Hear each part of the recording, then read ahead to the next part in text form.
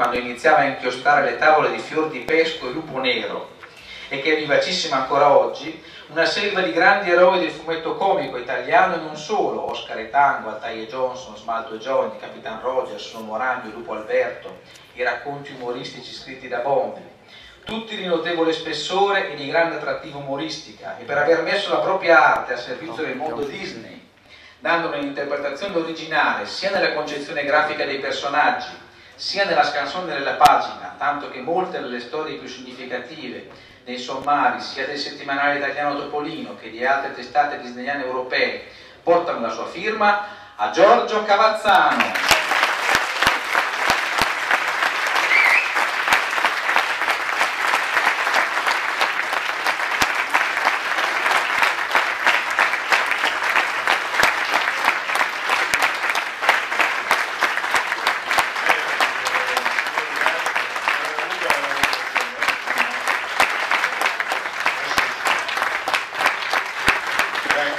Io sono molto grato agli amici dell'ANATI perché nel 78 mi resero felice con un Nettuno, è stato il mio primo premio. Certo, con questo volete chiudere completamente o qualche speranziella anche per il futuro? Se ci vabbè.